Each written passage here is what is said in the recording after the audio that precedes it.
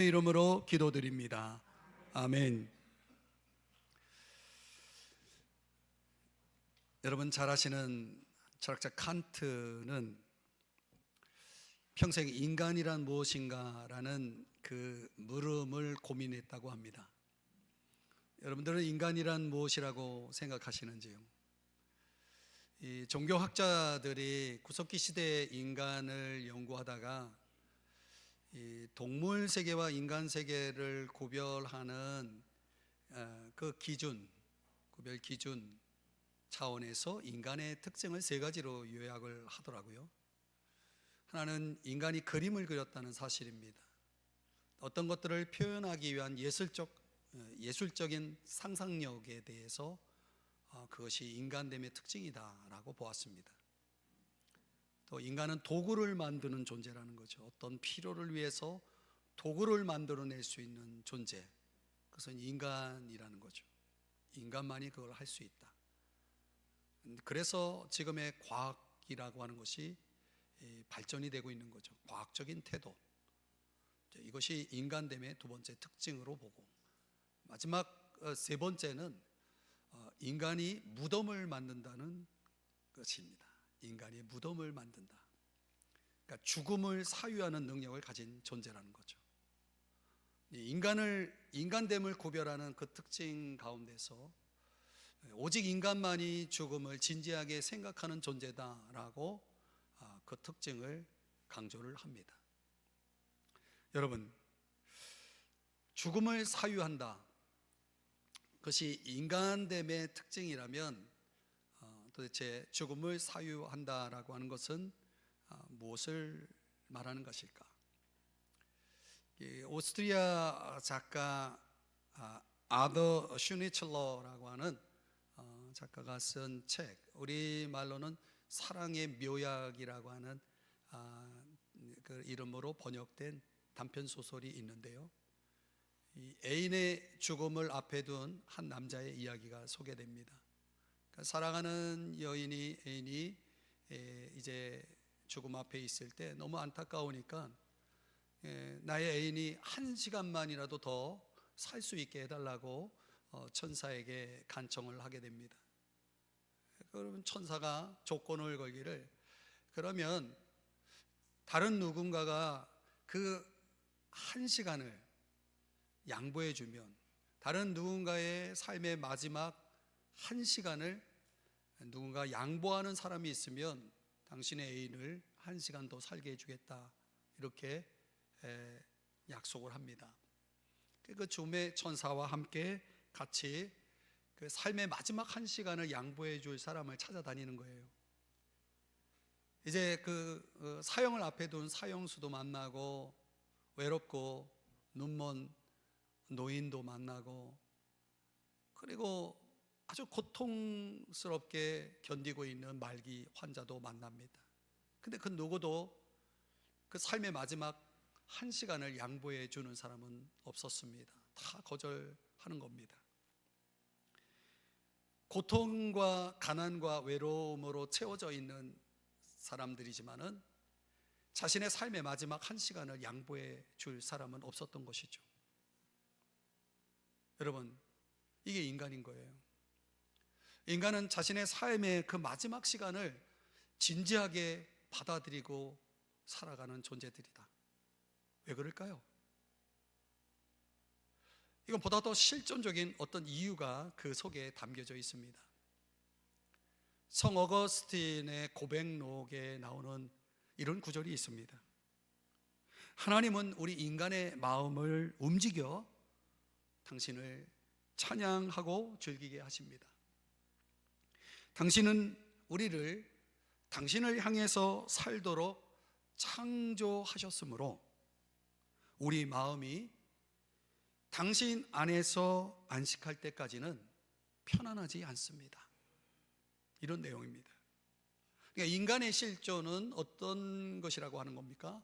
하나님을 향하는 존재라는 거예요.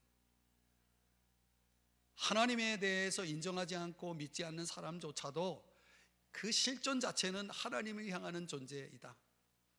하나님을 향한 그리움을 품고 살아가는 존재가 바로 인간이다라고 성 어거스틴은 인간을 그렇게 정의하고 있는 것입니다. 그렇다면 여러분, 인간의 숙명은 죽음을 사유하는 존재일 수밖에 없는 거죠. 왜요? 죽음이라는 것은 바로 우리가 그 하나님 앞에 서야 하는 순간이기 때문에 그렇죠. 숙명적인 겁니다. 시편 107편 30절의 말씀에 보면 주님은 그들이 바라는 항구로 그들을 인도하여 주신다, 이렇게 말씀을 하고 있습니다. 인간의 그 본질의 근거는 하나님을 향해 가고 있는 겁니다. 우리는 태어난 순간부터 하나님을 향해서 조금씩 다가가고 있는 거죠. 하나님으로 돌아가는 것입니다. 그것에 도달하기까지는 인생은 그 참된 안식이 없는 방황이 상수인 삶을 살아가는 거죠. 방황 인생을 살아가게 되는 것입니다. 그런데요, 어느 날 갑자기 우리의 방황이 멈추고 우리의 오늘이 무너져 내리는 날이 온다는 거예요. 즉, 인간의 시간과 역사가 멈추는 시점이 온다는 거죠. 어느 날 갑자기. 지금 고인이 되신 저 유명한 빌리 그레함 목사님은 이것을 금세기 역사의 가장 위대한 사건이라고 설명했습니다. 최후의 뉴스, 뭘까요? 인간의 시간과 역사가 멈추는 그 날, 그것은 바로 주의 재림의 사건이 일어나는 날이라는 거죠.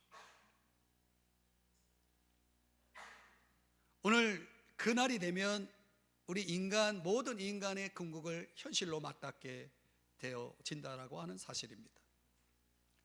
오늘 요한계시록 19장 11절에서 21절까지 이 말씀 속에서 요한은 눈이 열리고 하늘의 세계를 보게 되면서 두 가지 차원의 환상을 보게 됩니다. 이제 주님의 재림의 사건과 함께 우리들의 앞에 일어날 일들을 요한은 두 가지 맥락으로 설명을 해주고 있습니다. 그가 보았던 환상, 첫째는 이름입니다. 이름. 1세기 성경에는 아덴이라고 표현하고 있는 아테네 시민들은 거짓된 많은 우상들을 섬기고 있었습니다. 그 가운데 알지 못하는 신들도 있었습니다. 알지 못하는 신이라는 것은 그 신의 이름을 붙일 수가 없었다는 얘기죠. 바울은 그런 아테네 시민들 향해서, 아레오바고에 모인 사람들을 향해서 그 실체, 알지 못하는 신의 실체를 설명해주고 예수 그리스도를 설교했습니다. 여러분, 이름이라고 하는 것은 무엇을 구별짓기 위해서는 반드시 필요한 것입니다. 지명이든 사람이든 사물이든 사건이든 간에 이게 뭐냐라고 물었을 때 이름이 없으면 구별할 수가 없습니다. 이게 사과냐 바나나냐, 이름이 붙어있기 때문에 그 과일을 구별할 수가 있는 것입니다. 이름은 구별을 위해서 필요한 것입니다. 그래서 창세기에 하나님이 우주 만물을 창조하실 때 낮과 밤을 이름을 붙였습니다. 이건 낮이다, 라이트. 이건 밤이다, 나이트. 이름을 붙인 겁니다. 하늘의 영역 속에 있는 것들도 다 이름을 붙였습니다. 우리는 수많은 별들을, 우주 속에 있는 수많은 별들을 다 알지 못합니다. 그러나 우리 나름의 붙인 이름들이 있지만 하나님은 그 별들의 이름을 다 아십니다. 이름을 다 붙였습니다. 땅의 영역에 이름을 붙였습니다. 왜 그렇습니까? 구별하는 것입니다. 이름이라는 것은 그 가운데 정체성, 아이덴티티를 담고 있고 거기에 오토리티, 이 권세라는 것도 내포하고 있는 것입니다. 하나님께서 최초의 인간에게 만물을 다스릴 수 있는 권세를 주셨기 때문에 그 피조물을 다스릴 권세를 가지고 아담이 뭘 했는지 아십니까? 동물의 이름을 짓기 시작합니다. 넌 코끼리다, 넌 원숭이다, 이름을 지었습니다. 권세를 얘기합니다. 그러니까 이름이라는 것은 우리가 그냥 단순한 개념으로 생각할 수 없는 아주 깊은 의미가 있는 것이죠. 사도 요한이 하늘의 환상 속에서 뭘 보냐면 이름을 보는 겁니다. 그 이름, 오늘 성경에 이렇게 소개하는데요, 그 이름 자체는 뭘 의미하냐면 재림의 주님이 어떤 분이신지를 나타내는 그런 차원의 이름이었던 거예요. 그래서 11절 이하의 내용을 속에 보면은 11절 한번 보여주시면, 그 이름은 충신과 진실이라 이렇게 말씀하고 있는 것입니다. 그 재림의 주님이 어떤 이름을 가지고 있냐면 충신이라는 이름을 가지고 있습니다. 충신이, 다른 말로는 충실, 이렇게 표현할 수도 있습니다. 특별히 이 재림의 주님은 당신이 하신 약속에 대해서, 당신의 약속에 대해서, 그 약속 중에 약속이 재림이거든요. 재림에 대한 약속을 하셨는데 그 약속에 대해서는 이분은 어떤 분이냐면 이름대로 충실하신 분이다 라는 거예요. 그래서 성경 전체 속에 예수님의 재림에 대한 약속이 무려 318번이나 나옵니다. 318번. 그 많은 횟수로 재림을 약속하신 그분이 충신하신 분이기 때문에 그분은 그 약속을 반드시 지키시는 겁니다. 그래서 오신 겁니다. 그래서 다시 오시는 겁니다. 또 그분은 공의로우신 분입니다. 공의로 심판하며 그랬죠.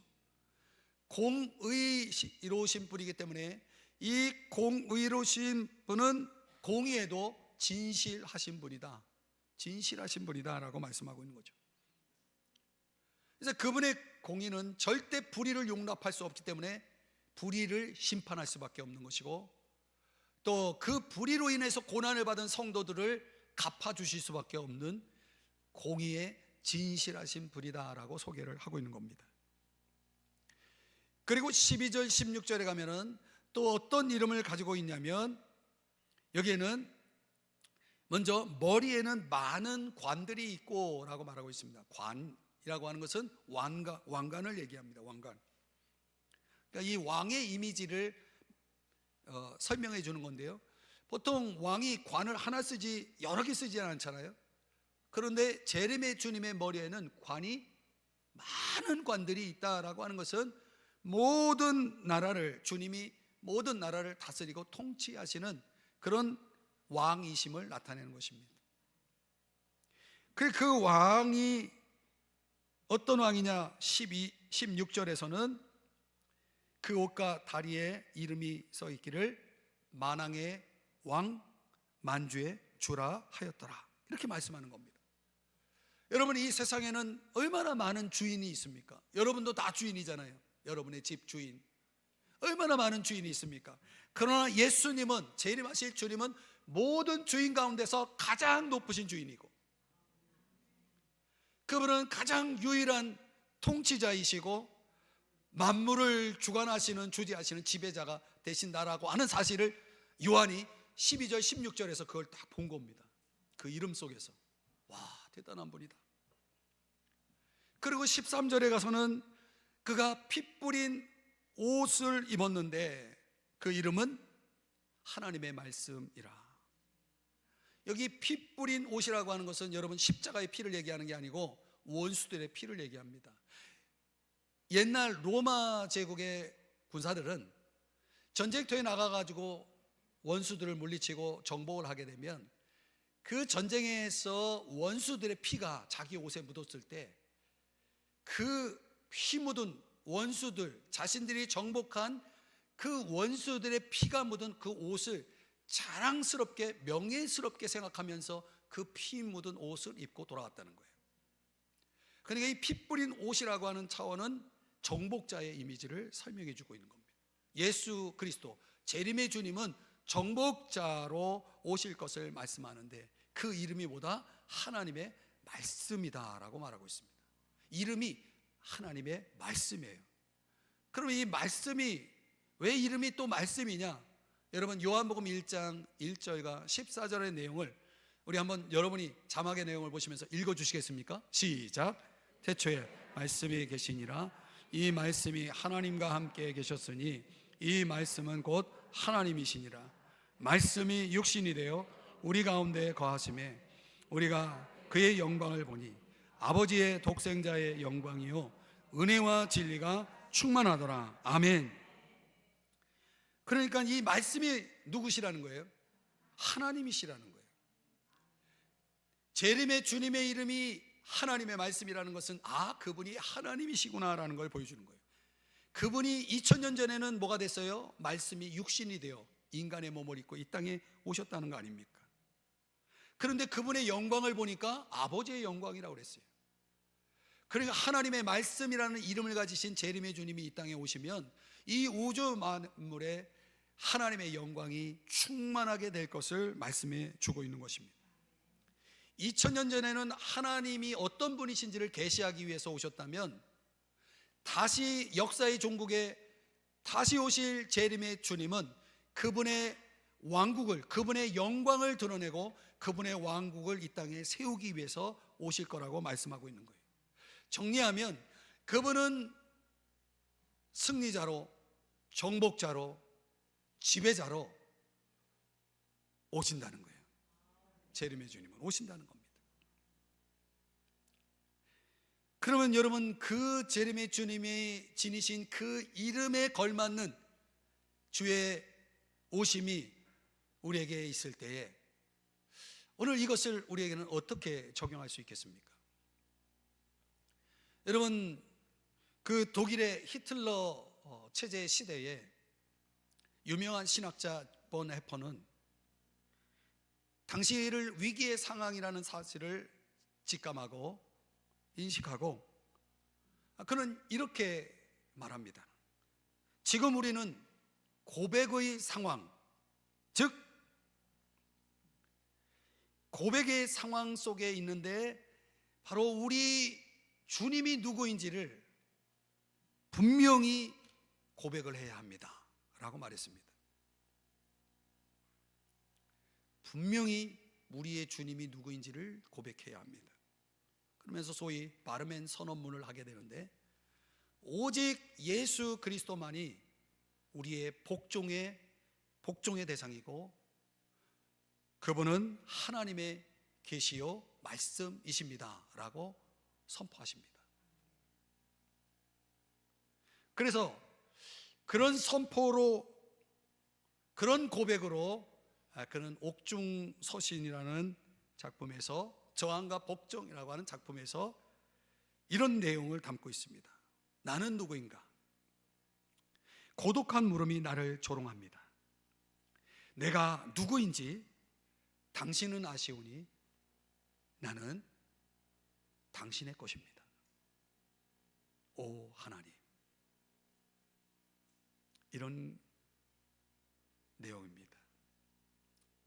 사랑하는 여러분, 지금 저와 여러분이 주의 재림을 앞에 두고 있는 저와 여러분에게 있어서도 고백의 상황 속에 있는 겁니다.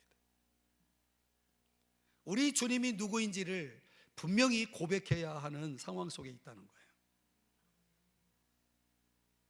재림의 주님 예수 그리스도는 다름 아닌 우리의 왕이고 우리의 주님이시고 우리는 그분의 것이라고 하는 이 고백, 오늘 저와 여러분에게 이 고백이 필요하다는 사실을 말씀해 주고 있는 것입니다. 오늘 저와 여러분에게 이런 분명한 고백이 있기를 주의 이름 축복합니다. 요한이 본 환상 속의 두 번째 그림은 전쟁입니다. 사도 요한이 재림의 주님이 누구신지를 이름이라는 것을 통해서 보았고, 이번에는 재림의 주님이 어떻게, 무엇 때문에 이 세상에 오시는지를, 다시 오시는지를 설명해 주는 것을 전쟁이라고 하는 걸 통해서 보게 됩니다. 15절입니다. 그의 입에서 예리한 검이 나오니 그것으로 만국을 치겠고, 이렇게 말씀합니다. 그러니까 재림의 주님이 전쟁에 임하시는 모습으로 묘사되어 있습니다. 11절 14절에서는 예수님과 그분을 따르는 하늘의 군대가 백마를 타고 있어요. 백마를 타고 있다는 것은 정복과 승리를 뜻하는 것입니다. 그다음에 15절 본문 속에서는 그분의 입에서 뭐가 나오냐면 예리한 검, 이 검이 나와서 만국을 치셨다라고 말씀하고 있거든요. 그러니까 이 예수님만이 생사를 좌우할 수 있는 날카로운 칼을 지니고 있는 겁니다. 그 칼로 만국을 치시고 철장으로 다스린다라고 하는 말씀을 하고 있는 겁니다. 그 만국을 치셨을 때 결과가 뭐냐? 17절이야 19절인데요. 하나님의 큰 잔치가 벌어지게 됩니다. 그런데요, 이 잔치는 좀 무서운 잔치입니다. 18절에 보면 이 잔치에 올라오는 음식이 소개됩니다. 왕들의 살과 장군들의 살과 장사들의 살과 말들과 그들 탄 자들의 살과 자유인들이나 종들이나 작은 자나 큰 자나 모든 자의 살을 먹으라. 여기 소개되고 있는 이 5번에 해당되는 살이라는 단어에 해당되는 이들이 누굽니까? 바로 전쟁을 일으킨 자들. 그래서 19절에 보면 19절 또 내가 봄에 그 짐승과 땅의 임금들과 그들의 군대들이 모여 그 말 탄 자와 그의 군대와 더불어 전쟁을 일으키다가 이 짐승 적그리스도와 왕들의 군대가 만국의 왕들의 군대가 재림의 주님과 하늘의 군대를 대적했다는 거예요. 그래서 전쟁을 일으켰어요. 그 재림의 주님의 입에서 나오는 예리한 검, 그 말씀에 의해서 그들의 무기는 무용해졌고 그들은 전멸되게 됩니다. 그리고 그 전쟁은 도살로 결론을 짓게 되어지는 거예요. 그러면 그 수많은 짐승과 만국의 왕들의 군대들이 죽임을 당했을 때 그 얼마나 많은 사람들이 죽었을까요? 이 죽음 앞에 이제 하나님의 큰 잔치가 열려서 아무도 그 죽은 자들을 지낼 사람이 없기 때문에 시체가 수많은 시체들이 널려져 있을 때 그 시신들을 먹을 주권자의 새들이 모여 그들의 살을 먹는 잔치에 참여하게 될 것이라는 거예요. 새들의 먹이가 될 것이라는 거죠. 여러분 상상이 되십니까? 그럼 오늘 여기서 우리가 하나 꼭 짚고 넘어가야 될 중요한 단어 하나가 있습니다. 살이라는 단어입니다. 살. 그래서 오늘 본문 속에 21절을 더하면 살이라는 단어가 6번 나옵니다. 6번. 그럼 살이 뭡니까, 여러분? 여러분은 몸에 붙어있는 살이 그 살입니까? 성경은 왜 살을 강조할까요? 몸이라고 하지 않고 살이라고 강조할까요? 거기에는 더 깊은 의미가 있는 겁니다. 이 살이라고 하는 단어가 영어로는 flesh입니다. flesh. 이 flesh라고 하는 단어가 성경에 여러 곳에 나오는데 제가 빠른 시간에 좀 설명을 할 겁니다. 집중해서 들어보세요. 창세기 6장 3절에 보면 인간이 타락할 때 타락한 인간들에게 하나님의 영이 떠납니다. 나의 영이 영원히 사람과 함께하지 아니하리니. 하나님의 영이 떠날 때 인간은 뭐가 되냐면 플래시가 되는 겁니다. 육신이 되는 겁니다. 플래시. 베드로전서 1장 24절에 보면요, 모든 육체는 풀과 같고 이렇게 비유하고 있습니다. 이 플래시라고 하는 것은 시간이 지나면 곧 마르고 사라지는 그런 차원의 플래시라고 말하고 있는 것입니다. 또 요한복음 3장 6절에 보면 플래시, 육으로 난 것은 플래시요, 육이요 라고 말씀하고 있습니다. 요한복음 6장 63절의 말씀에 보면은 플래시, 육은 nothing, 무익하니라 그랬어요. 그 플래시 자체는 무익한 겁니다. 로마서 7장 18절에서는 내 육신에, 즉 플래시에 선한 것이 거하지 아니하는 줄을.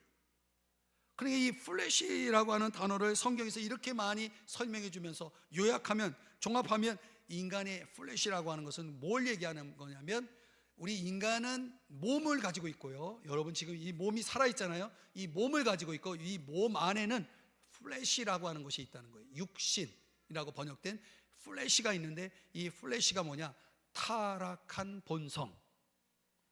우리 인간으로 하여금 욕망적이고 자기중심적이고 이기적인 그런 삶을 살아가도록, 하나님의 뜻과 반대된 길을 가도록 하는 타락한 본성을 가리켜서 성경은 플래시라고 말하는 것입니다.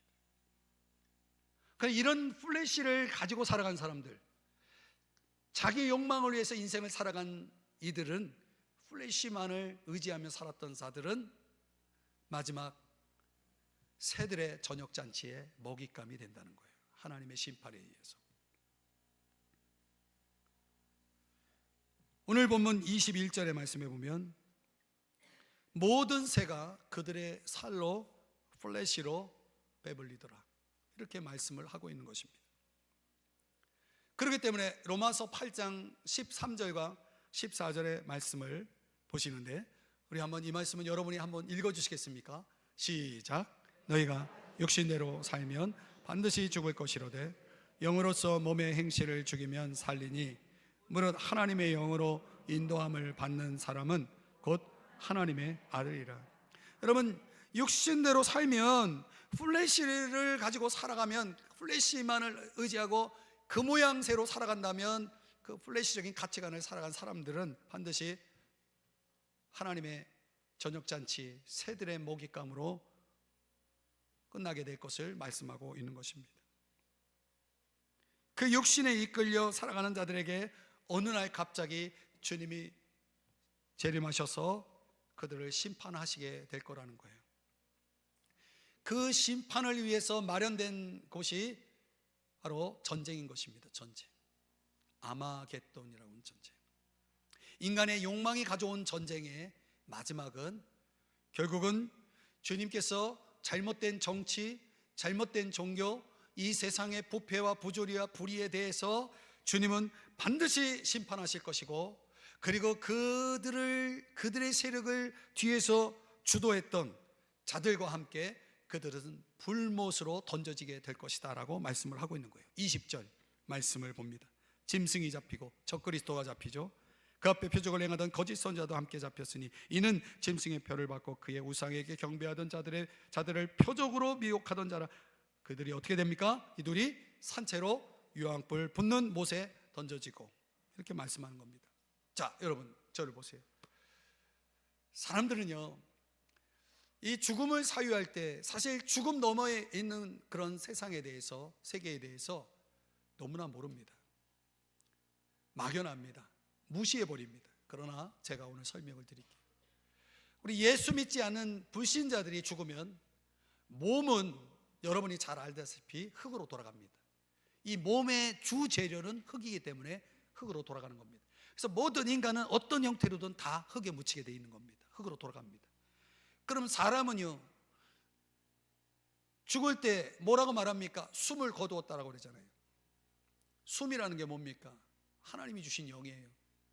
그 영혼을 거두시는 겁니다. 그럼 그 영혼은 어디로 가는 겁니까? 몸은, 우리의 육체는, 몸은, 바디는 흙으로 가고, 그 영혼은 어디로 가냐면 믿지 않는 자들의 영혼은 하데스라고 하는, 성경에는 음부라고 번역했는데 하데스라고 하는 곳으로 가는 겁니다. 그런데 믿는 사람들의 이 죽음은 다릅니다. 믿는 사람들의 죽음은, 믿는 사람들도 몸은 흙으로 들어갑니다. 흙 속으로 묻힙니다. 그러나 그들의 영혼은 주님의 임재 가운데 들어갑니다. 그래서 고린도 후서 5장 6절 8절에 뭐라고 말씀하냐면, 몸으로 있을 때는 주님과 따로 있는 것이고 몸을 떠나면 주님과 함께 있는 것이라고 말하고 있죠. 그러면 주님이 있는 그곳이 어딘지는 우리가 정확하게 모르지만은 주님과 함께 있는 것입니다. 그래서 여러분, 장례식장에서 목회자가 장례식을 인도할 때 돌아가신 우리 믿음의 성도가 저 주님 품에 안겼습니다 라고 말하는 이유가 바로 이 성경에 근거한 겁니다. 주님과 함께 있는 것입니다. 그런데요, 불신자들의 영혼이 가 있던 하데스 음부에 있던 그 영혼들을 하나님이 나중에 호출을 합니다.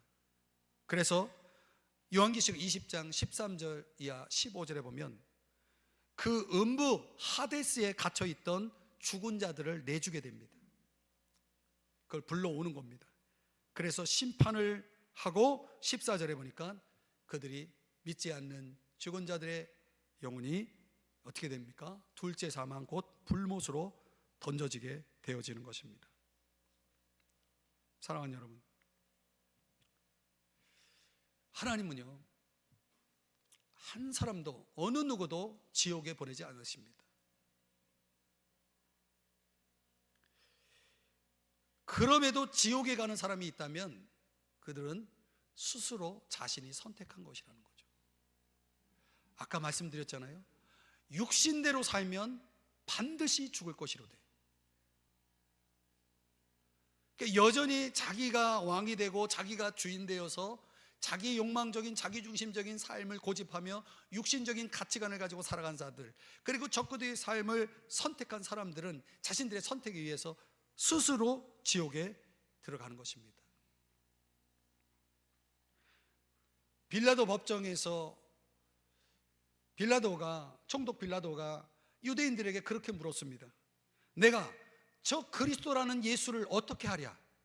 저 그리스도라는 예수를 내가 어떻게 하랴? 이 물음에 어떻게 반응하느냐가 천국과 지옥을 결정하는 겁니다. 오늘날 예수님을 나의 구세주로, 나의 주님으로 영접한 사람들은 어느 날 갑자기 오늘이 무너져 내리는 재림의 사건이 일어나면 그것은 그 사람들의 구원을 완성하기 위해서 오신 예수님이기 때문에, 그들의 영혼을 예비하시고 오신 분이기 때문에 이제 그들은 그 영혼을 향해서 떠나는 사건에 불과한 것입니다. 그러나 예수를 믿지 않는 사람들, 예수님을 거절한 사람들에게는 그들은 그 영혼을 위해 예비하신 영혼으로 이끄시는 주님을 만나는 것이 아니라 지옥 심판을 하시는 심판주로 만나게 될 것이라는 거죠. 그러니까 이 땅에 사는 모든 사람들은 예수님을 구세주로 믿든지 심판주로 맞이하든지 둘 중에 하나를 선택하는 겁니다. 여러분들은 예수님을 구세주로 모셨습니까? 이 물음은 여러분의 인생을 살아가면서 들어야 할 가장 중요한 질문입니다. 만약 예수님을 거절하신다면 하나님이 원하지 않는 길로 갈 수밖에 없는 것입니다.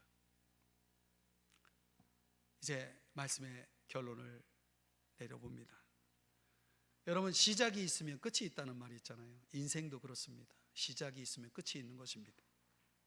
그런데 사람들은 인생의 끝인 죽음을 이야기하면 굉장히 기분 나빠해요. 싫어해요. 설교 시간에도 여러분 죽음을 이야기하는 것에 대해서 상당히 기분이 좋지 않을 수 있습니다. 그럼 여러분 생각해 보세요. 왜 사람들은 죽음이라고 하는 것을 그렇게 생각하는 것을, 듣는 것을 좋아하지 않을까요? 이생에 대한 미련이 많아서일까요? 아니면 죽음이라고 하는 것이 미지의 영역이기 때문일까요? 여러분, 하이데거가 인간은 죽음에 이르는 존재라고 그랬잖아요. 그건 진리입니다. 인간이 인간일 수 있는 것은 인간 스스로가 자기 한계를, 죽음이라는 자기 한계를 인식하며 살기 때문에 인간인 겁니다.